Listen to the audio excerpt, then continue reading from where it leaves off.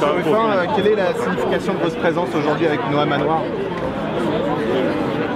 On en est à 25 personnes éborgnées, 5 personnes dont la main a été mutilée, dont la vie a été bousculée dans la durée. Il y a des questions qui se posent aujourd'hui avec la police. Il y a eu des rapports de l'ONU, il y a eu des rapports du Conseil de l'Europe. Maintenant même, on entend des voix centristes, Jean-Louis Bourlange, Laurent Justievski et ainsi de suite, qui s'interrogent sur qu'est-ce qui se passe dans la police. Comment on ne laisse pas... C'est comme, pour moi, il y a la main et le marteau. Qui est responsable? Est-ce que c'est le bras ou est-ce que c'est le marteau? Et donc là, est-ce que c'est le cerveau aussi? Voilà, est-ce que c'est le cerveau? Mais donc là, je crois que monsieur est poursuivi pour, il est en conseil de discipline pour atteinte au devoir de loyauté.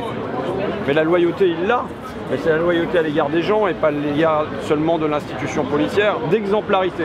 Moi, je considère que c'est un comportement exemplaire qu'il a, de venir dire ce qui se passe. On a besoin aujourd'hui qu'il y ait des voix dans la police qui viennent nous dire on veut qu'il y ait des choses qui changent. C'est pas normal. On peut pas, le boulot pour lequel on a été embauché. On peut pas. Voilà.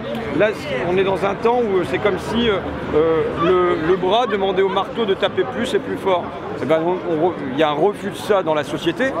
Là, il y a des sondages qui circulent comme quoi voilà, les Français ils ont de moins en moins confiance dans la police. Il y a des voix qui s'élèvent, et c'est pas seulement sur les bancs de la France Insoumise, mais aussi sur les bancs du Modem. Mais on entend des avocats et ainsi de suite qui posent des questions.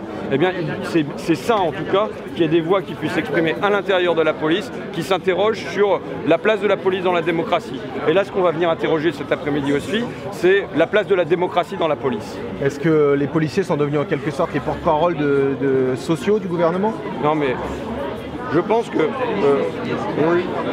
on vit un temps où ils ont peur. Ils ont eu peur de perdre le pouvoir et la peur a fait qu'ils ont resserré d'autant plus l'outil qu'ils ont entre les mains, et l'outil qu'ils ont entre les mains, c'est le marteau. Et donc ils tapent avec ça. Ils font rentrer la loi à la matraque en ce qui concerne les retraites, mais ils ont opéré sur les gilets jaunes en faisant peur avec les LBD, en faisant peur avec les grenades et ainsi de suite. Et on voit bien la réaction d'une syndicaliste, Linda Kebab, qui dit Macron, il va quand même pas nous critiquer. Qu'est-ce qu'il a sorti au bout du Nord? Ça dit tout. Ça dit aujourd'hui la dépendance du pouvoir à l'égard de la police. Et c'est une situation qui n'est pas saine. Et évidemment, la police ne doit pas être une police du pouvoir, mais ça doit être une police des citoyens. Et donc à partir de ce moment-là, il faut réinterroger comment fonctionne l'encadrement, comment fonctionnent les formations. Il y a un certain nombre de dispositifs qui fassent qu'il y ait une confiance réciproque qui soit retrouvée dans la société française entre la population et la police. Mais moi je place la responsabilité centrale du côté du bras et non pas du côté du marteau. Le bras, c'est le pouvoir qui décide de taper avec le marteau. Et à un moment qui laisse le marteau libre de taper. Mais la responsabilité est celle du pouvoir qui doit dire ce qu'elle veut faire ou ne pas faire de sa police. Est-ce que vous espérez une reconnaissance de la responsabilité des donneurs d'ordre à un certain moment? Je veux dire, elle est en train d'émerger sur le plan démocratique sans que ça soit sur le plan judiciaire. Mais oui, le silence, je redis, pour chaque policier blessé, pour chaque gendarme blessé, dans l'hémicycle, je me suis levé avec les parlementaires de la France Insoumise. Mais en un an, on a un an de silence sur les bancs de la majorité quand il s'agit des 25 personnes qui ont été éborgnées ou des 5 personnes qui ont perdu leurs bras. Ce sont des compatriotes. Ils n'appartiennent pas à notre camp, ils appartiennent à la même nation. Et ce que je réclame, c'est du niveau de la décence morale, c'est que pour ceux-là aussi, on se lève dans l'hémicycle et qu'il y ait de l'humanité. Voilà, la demande de Macron à propos du congé de deuil, qu'il y a une preuve d'humanité et de décence à l'égard aussi des gens qui ont perdu leur main ou qui ont perdu leur œil. Et que du coup, il y a une remise en cause derrière. On se dit, c'est plus possible de continuer comme ça. Avec encore un gars qui se fait tuer parce qu'il fait ce que vous faites avec votre téléphone portable, quoi. Et en fait, c'est ce qui supporte le moins, je pense, c'est les regards que des caméras viennent se braquer sur les autres et viennent... Pourquoi? Parce que c'est une publicité qui est faite. Et c'est une institution qui veut vivre en cercle fermé. Et là, ce que vient faire Noam, c'est apporter de l'air à l'intérieur de l'institution. Ça me paraît nécessaire pour la démocratie. À quel moment la fonction remplace l'humain? Et ça peut être vrai pour tout le monde. C'est-à-dire, ça peut être vrai pour le policier, je ne sais pas, mais à quel moment la fonction de policier, l'uniforme qui est revêtu, fait éteindre l'humain qui est père de famille le soir, qui va peut-être avoir son gamin qui fait une manif un jour et ainsi de suite. à quel moment, pour ce qui s'agit des parlementaires, eh ben, on est une personne normale à la buvette et tout ça, et on rentre dans l'hémicycle, on revêt sa fonction, on vote en cadence comme le réclame le gouvernement. Je veux dire, moi je pose la question de comment, dans notre société, l'humanisme dépasse le fonctionnalisme.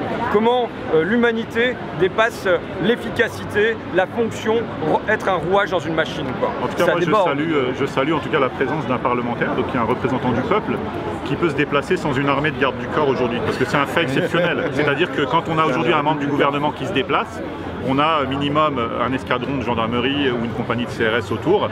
Et là, vous voyez, c'est quelque chose quand même presque d'insolite, c'est-à-dire de pouvoir voir un représentant populaire justement de l'Assemblée nationale qui peut se déplacer librement sans protection rapprochée. Donc, ouais, qu'est-ce qui a fait aujourd'hui qu'on puisse en arriver là?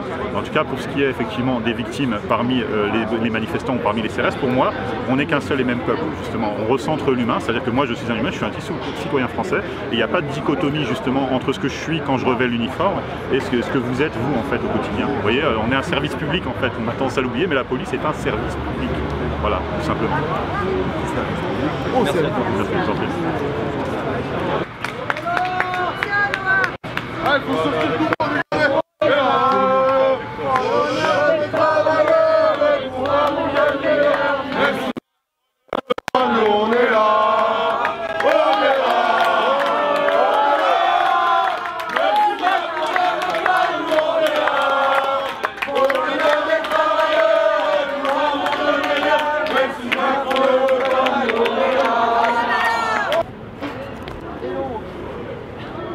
Alors,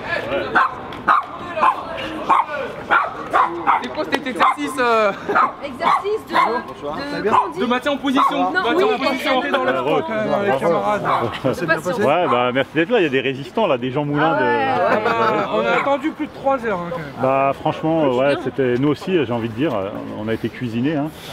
Après, alors, si je dois dire une chose, franchement, c'est qu'il y a quelque chose qui a bousculé l'audience, c'est la présence du député. Je pense que c'est un en fait dans les séquences des commissions paritaires, on n'a jamais eu ça.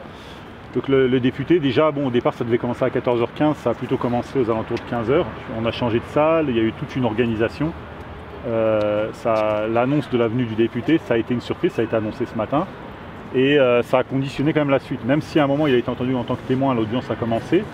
On a fait une demi-heure sans, mais le fait de savoir qu'il était juste derrière la porte, je pense que ça a quand même atteint son objectif. C'est-à-dire que ça a poussé la commission à faire attention finalement, à se conformer à toutes les règles d'usage. Et les débats ont duré. Donc ici, il a fait un discours sur justement l'état de la société aujourd'hui, c'est-à-dire les relations entre la police et la population, sur les violences policières, sur les conditions des gardés à vue, etc. Et c'est vrai qu'on a, même les collègues des syndicats, il y a eu une suspension de séance, ce qui est assez inhabituel. Ils ont suspendu la séance et les membres de l'administration ont demandé à discuter entre eux. Et donc ils ont délibéré. Ça a été très long parce qu'on sentait qu'il y avait un cheminement qui était tracé et que ça a été un peu perturbé. Bon, ils ont quand même décidé de me sanctionner assez lourdement, c'est-à-dire que je suis suspendu 6 mois ferme et plus 18 mois avec sursis. Donc voilà, donc je suis voilà. C'est une proposition qui est faite au ministre de l'Intérieur et c'est le ministre de l'Intérieur en fait qui est donc c'est la même qu'Alexandre Langlois. En fait, lui, il avait eu 1 an, dont 6 avec sursis. Donc moi, j'ai 2 ans. Ce que j'avais plus ou moins prévu, hein, je crois que j'avais fait des interviews où j'avais dit je serais Alexandre Langlois x2, bon je me suis pas trompé. Et 6 mois donc de suspension sans salaire, donc voilà, qui ont été proposés au ministre de l'Intérieur. C'est pas à cause de ton teint? Alors ils ont abandonné toutes les poursuites, tout ce qui était entre guillemets pipi de chat, c'est-à-dire d'ordre professionnel, de comportemental, religieux, etc. Ils ont tout laissé tomber, ils ont vu que ça tenait pas. Mais ils m'ont dit par contre vos propos dans la presse, on considère que c'est une faute lourde et donc pour vos propos tenus dans la presse, on vous sanctionne lourdement parce qu'on estime que c'est effectivement incohérent avec le règlement de la police. Et donc pour les propos que vous avez tenus, vous êtes sanctionné de la sanction suivante. Et donc ils ont fait la proposition de sanction. Voilà, donc ils ont retenu uniquement l'expression libre dans la presse, qu'ils ont assimilé à une violation de devoir de réserve, mais surtout à une atteinte au crédit et au renom de la police nationale. Et donc voilà, ils ont décidé de ça. Écoutez, je me sens pas mal à la suite de ça. Moi j'ai vraiment le sentiment que j'ai fait tout ce que j'avais. Je regrette absolument rien. Donc là vous voyez, 4 et 6 mois. On arrive en février, donc 6 mois, ça signifie que ça va tomber en août. Et moi, j'aime pas ces périodes-là, en fait, dans lesquelles on peut passer des choses pendant que les gens sont en vacances, etc. Donc moi, je suis quelqu'un de prudent par nature et je vais rester extrêmement attentif, même si aujourd'hui, j'ai plus aucun levier. C'est-à-dire que je suis obligé d'attendre la décision du ministre de l'Intérieur. Mais effectivement, il y avait les membres de la commission l'ont admis, hein, il y avait un chemin qui était tracé en fait. Et j'apprends d'ailleurs, c'est pas à moi de le dire maintenant, que Alexandre est passé au pénal hier et qu'a priori il est voué à comparaître une nouvelle fois dans le conseil de discipline. Donc j'ai envie de dire que ça s'arrête, quoi, bordel. On n'est pas des criminels, voilà. Voilà. Écoutez, merci beaucoup en tout cas pour votre soutien. Merci aux députés. Merci aux députés. Franchement, voilà, je vous le dis aujourd'hui parce que je ne l'ai jamais dit, je ne voulais pas le dire avant ma comparution. Moi je suis candidat dans ma ville et je ne voulais pas exploiter justement le contexte politiquement pour dire voilà il se fait de la pub ou quoi que ce soit. Moi dans ma ville j'ai une délégation à la sécurité et le chef de file, moi j'ai pas d'étiquette politique, je me suis encarté devant aucun parti, le chef de file est un type de l'UDI. Voilà, donc les gens qui disent ouais Vigie c'est la France Insoumise etc. C'est pas vrai. Voilà, aujourd'hui je vous apporte la preuve noir sur blanc, c'est visible, la ville de Mitry-Mory. Je suis dans une liste où la tête de liste est UDI, Alexandre a été lui autre chose. Et aujourd'hui, vous voyez, il n'y a personne d'autre qui est venu me soutenir. Il ne m'a jamais demandé de quel bord politique j'étais. Il est venu me soutenir par principe. Donc moi, je suis dans une liste de centre droit. Et c'est le député François Ruffin de la France Insoumise qui aujourd'hui est venu me défendre. Alors que tous les gens que je connais depuis des années et que j'ai aidé m'ont envoyé des SMS pour me dire on est avec toi, mais je suis super occupé, j'ai une contrainte de planning. Le mec qui est venu d'Amiens et de la Somme, c'est lui aujourd'hui. Ok, et il a fait trembler tout le monde. Voilà, donc non mais c'est la réalité. Pourquoi être venu alors? Nous on est gilets jaunes. Voilà, non mais je veux dire, il m'a rien demandé. Moi je le dis, ça engage que moi là, ce que je dis là. Voilà. Pourquoi non mais il m'a, voilà. Bien sûr. Moi, pendant que j'étais dans le couloir, parce que ça durait des plombes, ouais. Au fond, y compris les hauts gradés de la police, ils sont venus me voir en tenue blanche et tout ça, des officiers. Ils me disent on a beaucoup aimé votre film, merci patron et tout ça. Mais je dis pourquoi vous êtes là? Je suis là pour défendre le gars de Vigipolice. Et ah oui, parce qu'il a parlé un peu trop fort, donc il faut qu'on lui tape sur le bec. Au moins, y compris chez les gradés de la police, c'était clair que c'était pour atteindre à sa liberté d'expression. Et ça, c'est ce dont je suis venu témoigner. Moi, je suis venu pour défendre la liberté d'expression. Pourquoi? Parce que je pense comment on va rétablir la confiance entre la police et sa population. Ça va pas être en faisant taire les vilains petits canards qui ouvrent un petit peu le bec. Au contraire, ça va être en écoutant les interrogations qu'ils émettent de l'intérieur. Et quand je vois que on le sanctionne, et là c'est clairement dit, le seul motif, ils ont été chercher des PKI dans les coins, ça n'a pas marché. Le seul motif pour lequel il est sanctionné, c'est pour avoir pris la parole dans la presse, pour avoir posé des questions sur les méthodes de maintien de l'ordre, sur le lien entre pouvoir et police. C'est là-dessus que Noam est poursuivi, et qu'il est sanctionné. Et moi, je vois un écho avec le fait que, par exemple, le sociologue Sébastien Rocher, il soit évacué de l'école des commissaires de police. C'est ce que l'avocat a caractérisé par étant la petite muette. Et je pense que si demain on veut rétablir la confiance entre la police et la population, c'est pas en faisant taire les voix dissidentes à l'intérieur de l'institution, mais c'est au contraire en les écoutant. Et là, à un moment, j'ai sorti aussi, j'ai reçu un message pendant que j'étais, c'est peut-être Sylvain qui me l'a envoyé, pendant que j'étais à l'intérieur. Ah oui, oui. Pendant que j'étais à l'intérieur, pendant que j'attendais dans le couloir, toujours, j'ai reçu un message, je vais vous le lire. 2 secondes si vous me permettez. J'ai reçu un message, c'est sur quel fil? Équipe. C'est sur le fil Telegram. J'ai reçu un message d'une maman dont le fils, là dans le cadre de la lutte contre la réforme du bac, a été envoyé en garde à vue pour avoir nourri un feu de poubelle devant un lycée, donc dans le 20e. Il est envoyé au commissariat du 20e et concernant la garde à vue, j'ai ça.